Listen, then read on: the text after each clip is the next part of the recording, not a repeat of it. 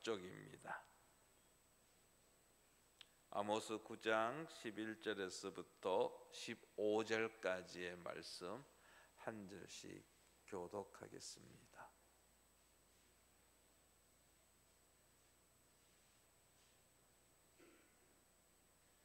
11절입니다.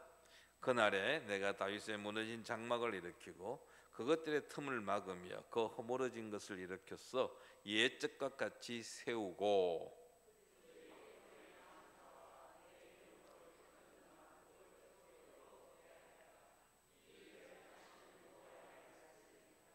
여호와의 말씀이니라. 보라, 날이 이를지라 그때에 파종하는 자가 곡식 추수하는 자의 뒤를 이으며 포도를 밟는 자가 씨 뿌리는 자의 뒤를 이으며 산들은 단 포도주를 흘리며 작은 산들은 녹으리라.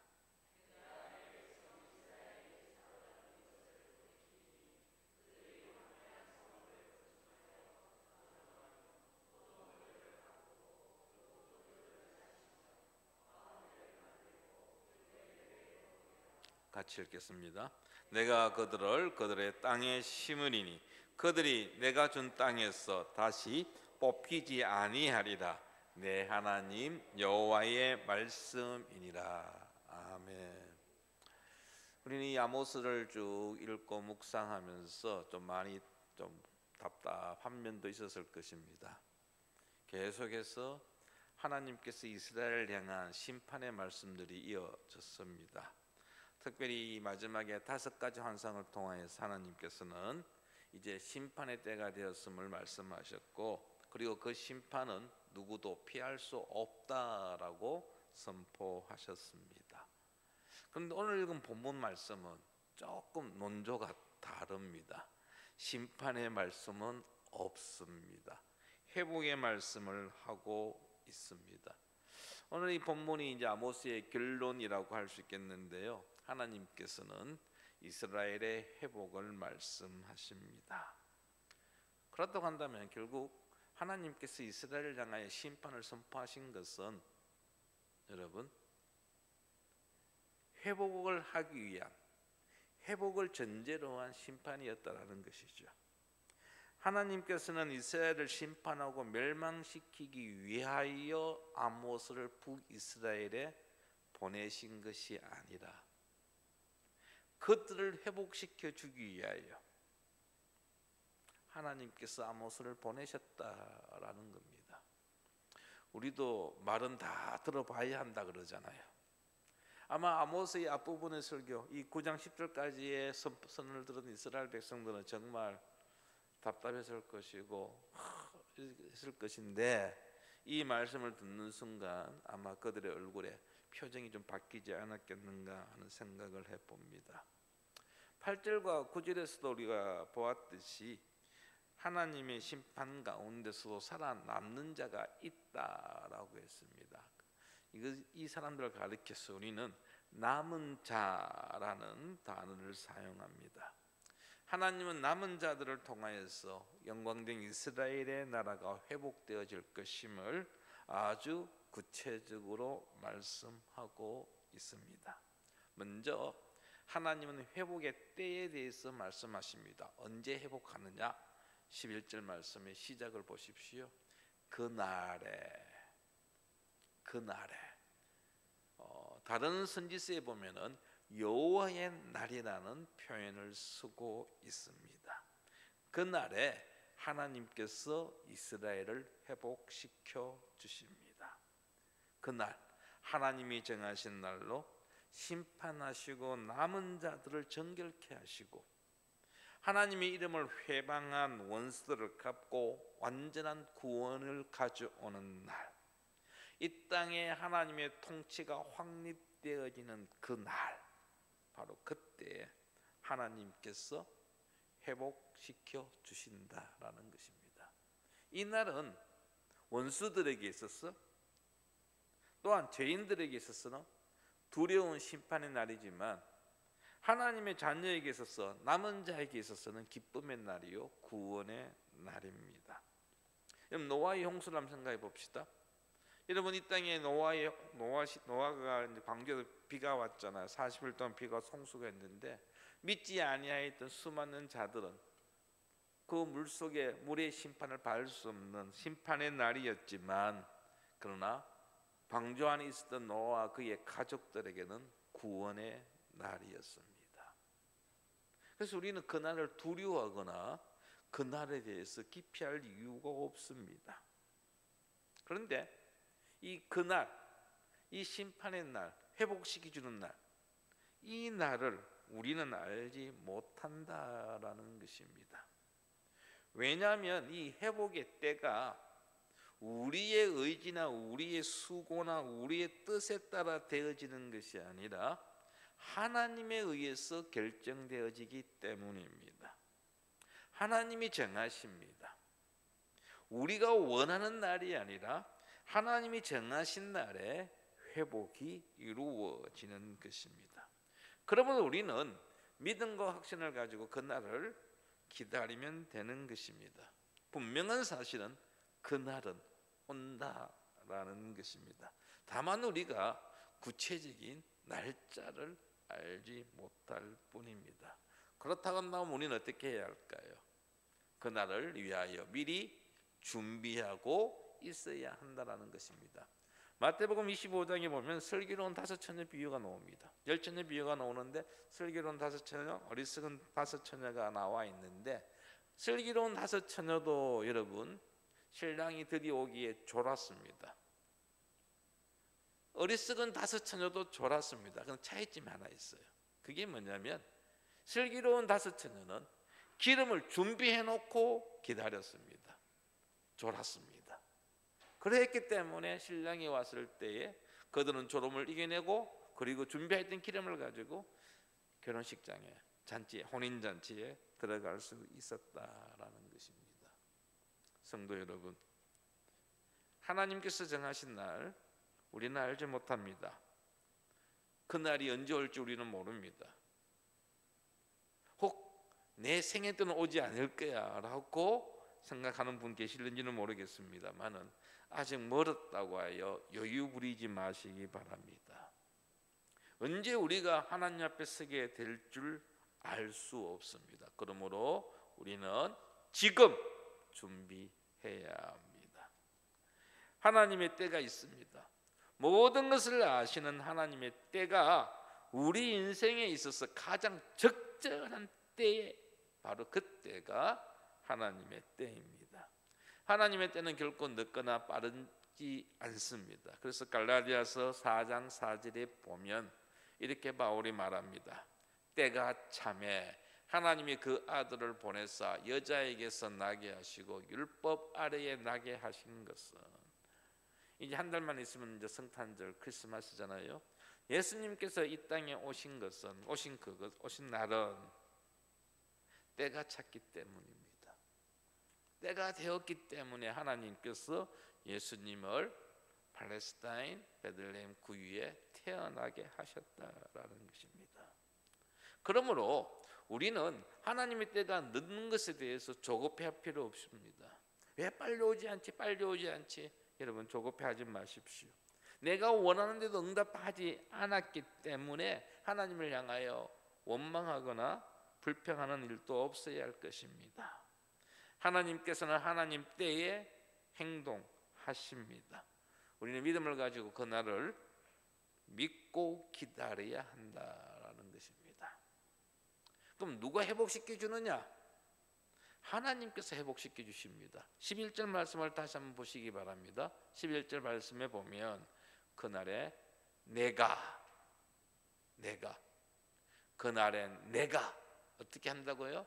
다윗의 무너진 장막을 일으키고 그것들의 틈을 막으며 그 허물어진 것을 일으켜서 옛적것 같이 세우고 내가 하겠다라는 것입니다. 내가 누구지요? 하나님이십니다. 하나님께서 일으키시고 하나님께서 틈을 막으시고 하나님이 세우고 하나님이 14절에 보면 돌이키시니 15절에 보면 내가 심으리라. 내가 계속 반복되어집니다. 회복의 주체가 하나님이심을 강조하고 있습니다. 하나님이 하시겠다라는 것입니다. 이스라엘을 향하여 심판을 선포하신 분도 하나님이시요, 이스라엘 향하여 회복의 말씀을 주신 분도 하나님이심을 밝히고 있습니다. 하나님이 하시기 때문에 어느 누구도 그것을 막거나 방해할 수가 없습니다. 그리고 반드시 이루어집니다. 전지전능하신 하나님이 하시기 때문에. 회복은 우리의 뜻에 따라서 우리의 수고로 이루어지는 것이 아니라 하나님에 의해서 성취되는 것입니다. 우리는 아무것도 할 수 없습니다. 하나님이 하시지 아니하신다면 회복은 일어날 수가 없습니다. 우리의 구원도 마찬가지 아닙니까? 우리가 어떤 노력을 해서 구원 얻은 것 결코 아닙니다. 우리가 우리의 구원을 위해서 한 일은 아무것도 없습니다. 모든 것 다 하나님이 행하셨습니다. 하나님이 예수 그리스도 땅에 보내셨고 그분을 십자가에 죽게 하셨고 그분을 부활시키셨고 다시 살리심으로 말미암아 우리로 하여금 죄에서 건짐내시고 영생을 우리에게 주셨던 것, 이 모든 것들이 다 하나님에 의해서 이루어졌던 것입니다. 우리는 다만 그 사실을 인정하고 믿을 뿐입니다. 여러분, 회복의 주체, 구원의 주체가 하나님이심을 잊지 아니하시기 바랍니다. 하나님의 회복은 완전한 회복입니다. 온전한 회복입니다. AS가 전혀 필요 없는 회복입니다. 특정한 영역에서만의 회복이 아닙니다. 먼저 하나님께서는 영적인 회복을 말씀하고 있습니다. 다시 한번 11절 말씀을 보시기 바랍니다. 11절에 보면은 그날에 내가 뭐 하시겠다고요? 먼저 다윗의 무너진 장막을 일으키고 라고 했습니다. 이스라엘 시대에 아모스 시대의 이스라엘은 무너진 장막이라고 할 수 있습니다. 하나님께 죄를 범하여 심판받아 완전히 쓰러진 모습이 당시 이스라엘의 모습입니다. 그런데 하나님께서 그 남은 자들을 통하여서 다시 옛적 다윗 시대와 같은 그런 유토피아의 모습으로 회복시켜 주시겠다고 말씀하십니다. 무너진 장막을 일으킨다는 것은 하나님을 왕으로 섬기고 하나님과 동행하는 하나님의 나라를 다시 세우시겠다라는 것입니다. 이스라엘 역사에서 다윗이 가장 번성한 시기였습니다. 무너졌던 그 다윗의 영화로 그 장막을 하나님께서 다시 세우시겠다라는 것입니다. 그 다음에 보시면 그것들의 틈을 막으며 했습니다. 틈, 간격입니다. 역사적으로 볼 것 같으면 북이스라엘과 남유다가 분열되어진 틈이 있죠. 그 틈을 메꾼다라고 할 수 있습니다. 다시 되면 두 나라의 통일을 이야기하기도 합니다만은 또한 여기에 틈이라는 것은 하나님께서 원하시는 백성의 모습과 원래 우리가 가지고 있는 악한 본성 사이의 틈이기도 합니다. 하나님께서 처음에 아담과 하와를 창조하실 때의 모습과 지금 우리의 모습은 다릅니다. 죄를 짓고 난 다음에 우리의 모습은 다릅니다. 그래서 틈이 생겼습니다. 하나님께서 틈을 메꾼다라는 것은, 막는다라는 것은 우리로 하여금 온전한 사람, 하나님을 거역하는 본성을 누르고 기꺼이 하나님의 뜻에 복종하는 삶을 살아가는 온전한 그리스도인의 삶을 살아갈 수 있도록 하시겠다라는 것입니다. 그 틈을 하나님께서 막는다라는 표현을 하고 있는 것입니다. 뿐만 아닙니다. 이러한 회복이 이스라엘에게만 일어나는 것이 아닙니다. 12절 말씀에 가면은 그들이 에돔의 남은 자와 내 이름으로 일컫는 만국을 기업으로 얻게 하리라. 이 말을 행하시는 이는 행하시는 여호와의 말씀이니라. 여기에 기업으로 얻는다라는 표현이 있는데요, 이것은 하나님께 속한다라는 뜻입니다. 표현입니다. 하나님의 통치 아래에 들어가는 하나님의 백성이 된다는 이야기입니다. 누가 하나님의 통치 아래에 들어가느냐? 에돔의 남은 자입니다.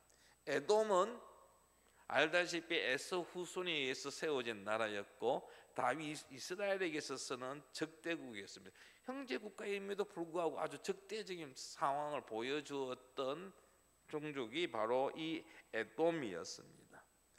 이스라엘이 멸망을 당할 때에 옆에서 기뻐하고 즐거워하고 박수쳤던 사람들이지요. 그런데 그 에돔의 남은 자가 기업을 얻게 된다, 하나님의 백성이 된다, 하나님의 통치를 받게 된다라는 것입니다. 또 내 이름으로 일컫는 만국이라고 했습니다. 다윗 시대에 다윗의 강성함으로 인하여서 이 이스라엘 주변에 있는 많은 나라들이 다윗에게 조공을 바치고 다윗을 따랐습니다. 그런데 이스라엘이 약화되어지는 가운데 그 주변 여러 나라들이 다 떠났습니다. 뿔뿔이 헤어졌습니다. 이스라엘은 그들에게 영향력을 미칠 수가 없었습니다. 그런데 하나님께서 그들을 회복시켜 주신다라고 합니다. 다시 말하면 이쪽에 다윗 시대 때에 이스라엘의 영향권 아래에 있었던 그 모든 나라들이 다시 돌아온다라는 것이지요. 다시 이스라엘의 영향권 안으로 돌아온다. 다시 말하면은 여기서 에돔과 만국이 언급되어지는 것은 회복되어진 다윗 왕국, 다윗 왕조의 권세가 옛날의 다윗 왕조보다 훨씬 더 강하게 될 것임을 보여주는 것입니다. 완전한 회복을 말씀하고 있는 것입니다. 에돔을 비롯한 이방인들도 이스라엘로 말미암아서 하나님을 찾게 된다라는 것입니다. 하나님께서는 택한 자들을 온전히 다 회복시켜 주십니다. 그래서 이 말씀 12절의 마지막이 여호와의 말씀이니라 했습니다. 이 일을 행하시는 여호와의 말씀, 다시 말하면 회복은 하나님께로부터 온다라는 것이죠. 하나님의 말씀이 반드시 성취되어질 것을 다시 한번 강조하고 있습니다. 여러분, 이 예언은 신약 시대에 예수 그리스도에서 완전히 성취되어졌습니다. 사도행전 15장 15절과 16절입니다. 사도행전 15장 15절 16절을 보겠습니다. 선지자들의 말씀이 이와 일치하도다 기록된 바 이후에 내가 돌아와서 다윗의 무너진 장막을 다시 지으며 또 그 허물어진 것을 다시 지어 일으키리니. 조금 전에 보았던 이 16절 말씀은 아모스 9장 말씀이죠. 지금 사도행전에서 이 아모스 9장 말씀을 그대로 인용하면서 다양한 주변의 온갖 이방 나라들이 예수 그리스도로 통하여 하나님의 백성이 되었다는 것을 말씀하고 있습니다. 그래서 이제 여러분들 이스라엘 사람, 유대인, 비유대인, 유대인, 이방인으로 구분되어지는 것이 아니라 예수 그리스도를 믿는 자, 믿지 않는 자로 구분되어지는 것이죠. 우리는 유대인 아니지 않습니까? 우리 이스라엘 사람 아닙니다. 여러분, 우리가 이스라엘에 어떤 일이 일어나면 중동하고 뭐 전쟁이 일어나면 은근히 좀 이스라엘을 지지하는 분위기가 있잖아요. 우리가 성경을 또 보면서 이스라엘을 계속 뭐 익히고 예수님이 이스라엘 사람이고 뭐 이러다 보니까 은근히 그냥 이스라엘 쪽으로 이게 붙는 그런 좀 있거든요. 그런데 여러분, 이제 이스라엘이라는 것은 하나님의 나라, 하나님의 백성은 여러분 그런 민족적 혈통적인 의미가 아니고요, 예수 그리스도를 구주로 고백하는 자들을 가리킵니다. 우리가 예수 그리스도로 말미암아 구원받은 것 아닙니까? 예수 그리스도로 인하여서 우리가 하나님 나라의 백성이 되었다라는 것입니다. 다음으로 영적인 회복뿐만 아니라 육신의 회복에 관해서도 아모스가 언급하고 있습니다. 두 가지를 언급하고 있는데요, 하나는 풍요로운 삶입니다. 13절 말씀을 한번 보십시오. 13절 말씀 우리 같이 한번 읽어보겠습니다. 여호와의 말씀이니라 보라 날이 이를지라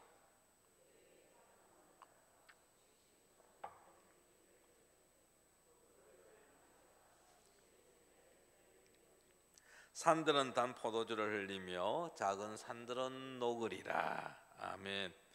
이 구절은 수학에 아주 풍성함을 보여주는데 이 구절에 보면 네 사람이 등장합니다. 두 명 짝지어서 나옵니다. 첫 번째 두 사람이 누구냐면은 파종하는 자 그리고 곡식 추수하는 자입니다. 파종한다는 거 씨 뿌린다 생각하시면 될 겁니다. 막 이제 농사 짓기 위해서 준비하는 자지요. 파종은 보통 이스라엘 달력으로 볼 때 10월 11월 우리나라 보면 가을이라고 할 수 있는데 여러분 우리나라하고 이스라엘은 날씨가 다릅니다. 네, 다릅니다. 10월 11월 달에 파종이 이루어지고 추수는 4월 5월에 이루어집니다. 근데 여러분 누가 먼저죠? 파종하는 자가 곡식 추수하는 자의 뒤를 잇는다라고 했어요. 어떤 의미일까요? 파종하는 자가 추수하는 자의 뒤를 잇는다라는 것은 추수할 곡식이 너무 많아가지고 추수가 다 끝나지 않았는데 다시 밭을 갈아엎어야 하는 일이 일어난다는 것입니다. 너무너무 풍성한 소확을 얻기 때문에 추수를 지금 하고 있는데 추수라는 게 이제 4, 5월에 지금 추수가 이루어지거든요. 파종이 8월입니다. 그러니까 5월에서 한 8월까지 10월까지 그래도 한 4, 5개월 여유가 있잖아요. 근데 이 여유가 없다는 거예요. 왜?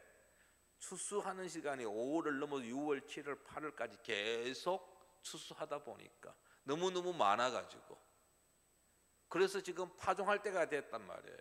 근데 추수가 다 안 끝난 겁니다. 그만큼 많은 양의 추수를 한다라는 뜻입니다. 또 두 사람이 등장합니다. 하나는 포도를 밟는 자가 나오고 씨 뿌리는 자가 등장하죠. 씨를 뿌리는 자 11월경에 씨를 뿌립니다. 포도주를 밟는 자는 8월경입니다. 그런데 여기에 보니까 포도를 밟는 자가 씨 뿌리는 자의 뒤를 잇는다라고 했습니다. 씨를 뿌리고 일정한 시간이 지나야 추수할 수 있습니다. 그리고 그 열매를 따가지고 포도주를 만듭니다. 그런데 여기서 열매를 따고 포도주를 만드는 일이 씨 뿌리는 자의 뒤를 따른다는 것은 땅이 너무나도 비옥해가지고 심자마자 수확하게 됐다는 겁니다. 뭐 오래 갈 것도 없이 11월에 씨를 뿌리면 얼마 안 가가지고 이것이 열매를 거두게 되었다는 것이에요. 그러다 보니까 이 뿌린 지 얼마 되지 않았음에도 불구하고 추수하는 사람들이 등장하는 것입니다. 그래서 이 앞에 두 사람 같은 경우 양을 이야기했다고 한다면 뒤에 두 사람은 속도입니다. 이 속도를 강조하고 있는 비유입니다. 이만큼 하나님께서 풍성함을 주신다라는 것입니다. 산들은 단 포도주를 흘리며 작은 산들은 녹으리라 했는데요. 녹는다라는 것은 포도주로 인해서 흙이 부드러워지는 것을 표현한 것입니다.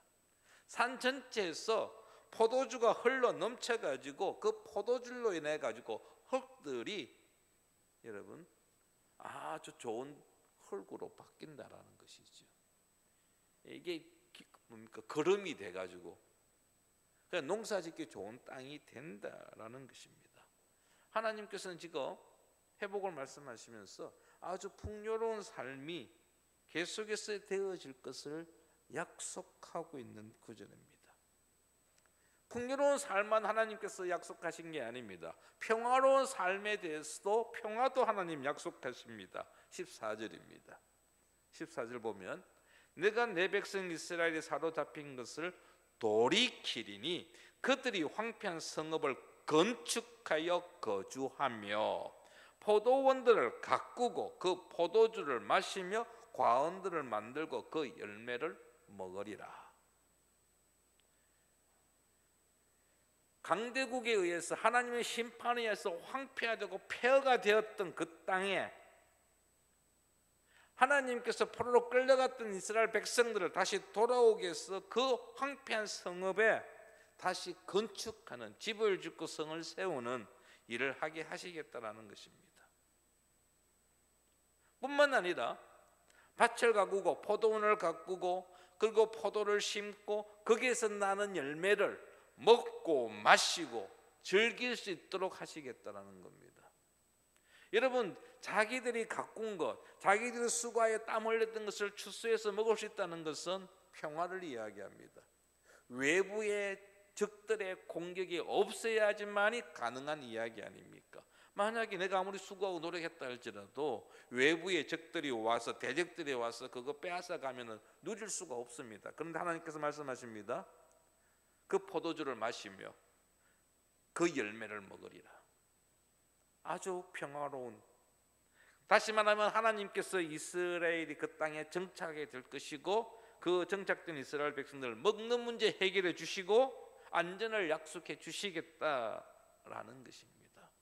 우리가 이 땅에서 살아가면서 가장 중요한 것, 먹는 것, 그리고 거주하는 것, 이 기본적인 욕구를 충족시켜 주시겠다는 약속의 말씀입니다.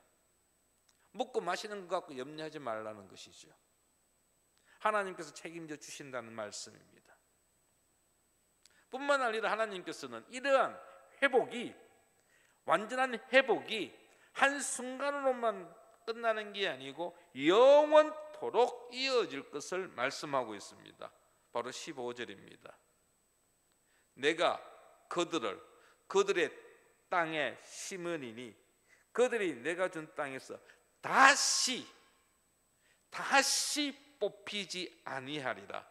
그리고 마지막에 내 하나님 여호와의 말씀이니라. 하나님이 다시 한번 마지막에 도장을 쾅 찍었습니다. 그런데 어떤 말씀이 도장을 찍었습니까? 다시 뽑히지 아니하리라. 어디에서? 내가 준 땅에서. 내가 누구지요? 하나님이십니다. 하나님이 그들에게 준 땅에서 다시는 뽑히는 일은 없을 것이다 라고 약속의 말씀을 하고 있습니다. 하나님께서 주신 그 땅에서 두 번 다시 뽑히거나 포로로 끌려가는 일은 없을 것이고 그 땅에 영원히 거하게 될 것이라고 말씀하고 있습니다. 그 과거의 역사가 다시는 되풀이지 하지 않을 것임을 분명히 하고 계십니다.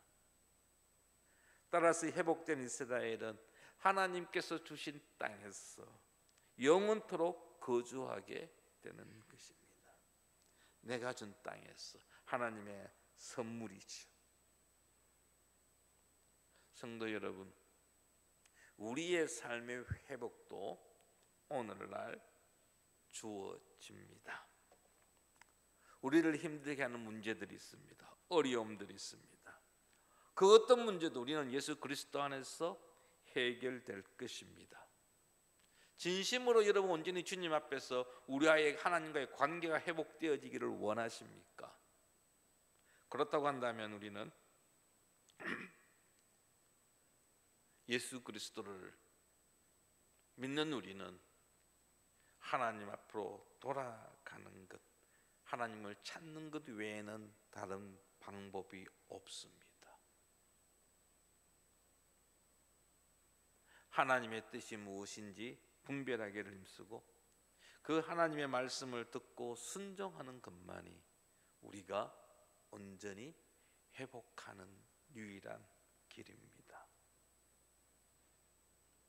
다른 길 방법 없습니다.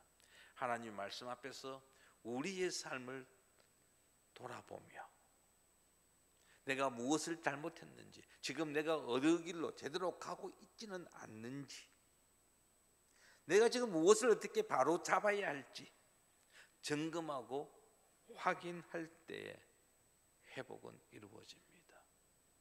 하나님께서 선지자를 통하여서 이스라엘 백성들을 향하여 지속적으로 주신 말씀이 있습니다. 스톱! 돌아서라. 더 이상 가지 마. 돌아서라 하고 말씀하셨습니다.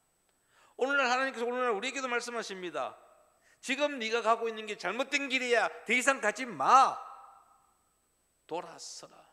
그리고 하나님께로 돌아오라고 말씀하십니다. 오늘 아침부터 우리가 새벽마다 호세아 말씀을 이제 묵상하기 시작했는데요, 호세아 선지자를 통해서도 하나님 동일한 말씀을 주십니다.